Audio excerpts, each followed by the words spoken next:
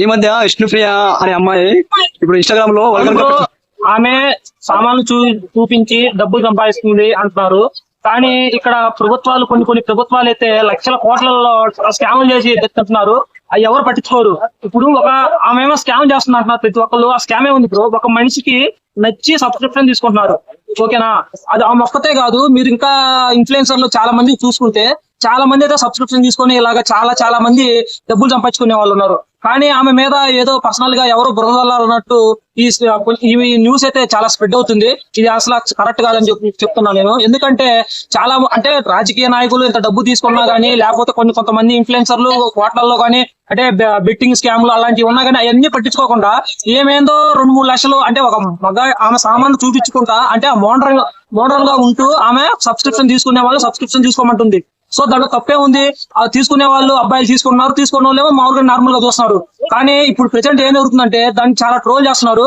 ఆ విష్ణుప్రియని ఇలా ట్రోల్ చేయడం అనేది కరెక్ట్ కాదని అయితే నా ఒపీనియన్. అంటే ఆ బట్టలు చాలా వల్గర్ గా ఉన్నాయి కదా, చాలా అంటే మన ఓపెన్ గా. అవునన్నా, వల్గర్ గా ఉన్నాయి. ఇప్పుడు ఆమె అంతే వల్గర్ గా ఉందా? చాలా మంది అంటే ఆమె కొంచెం యాక్టర్, అది కాక కొంచెం బిగ్ బాస్ కి ఫ్రేమ్ ఉంది, అది కాక సోషల్ మీడియా ఫ్రేమ్ ఉంది కాబట్టి ఆమె వల్గర్ గా అంటున్నారు. కానీ కొంతమంది ఇన్స్టాలో మనం చూసుకున్నట్లయితే చాలా మంది అమ్మాయిలు చాలా ఆమె కన్నా ఇంకా వల్గర్ గా ఓన్లీ కొన్ని చిన్న బట్టలు ఇంకా చెప్పుకోలేము కానీ అలాంటి చిన్న బట్టలు వేసుకొని మరీ పోజులు ఇస్తున్నారు. వాడి మీద ఎవరు స్పందించరు.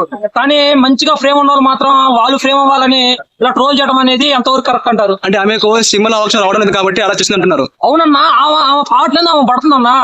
ఇప్పుడు ఏమి లేనోడు ఇంట్లో స్క్రోల్ చేసుకుంటా డబ్బులు కట్టేవాడికి లేదు, మీకెందుకన్నా? అది నేను అనేది. అంటే ఆమె సమాజానికి ఏమి ఇస్తున్నట్టు? అవునన్నా, సమాజానికి కదన్నా. ఆమె ఏదో ఒక జీవనోపాధి అన్నా సంపాదించుకుంటుందన్నా. ఆమె ఏదో ఒకటి చూపించుకుంటే ఆమె టాలెంట్ చూపించుకుంటుందన్నా. ఇప్పుడు సబ్స్క్రిప్షన్ తీసుకునే వాళ్ళందరూ ఎదవలేం కాదుగా.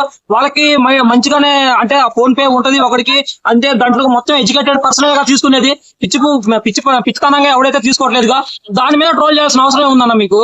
ఇప్పుడు ఇన్స్టాగ్రామ్ లో చిన్నపిల్లలు చూస్తారు. ఇన్స్టాగ్రామ్ కూడా చిన్నపిల్లలు చూపిస్తున్నారంటే ఆజికి రాయా అట్లాంటి సాంగ్లు ఇంకా వల్గర్ సాంగ్స్ ఉన్నాయి. వాటి మీద ట్రోల్ చేయండి, వాటి మీద చూడండి.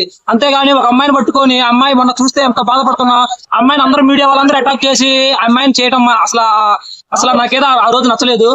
అది నేను చెప్పదలుచుకున్నాను. అంటే లాస్ట్ మరి అంటారా?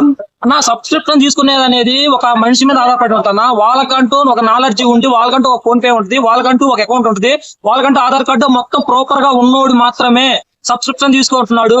ఆ మైండ్ కొంతమంది అయితే అంటే స్కాములకు పాల్పడే వాళ్ళు ఉంటారు.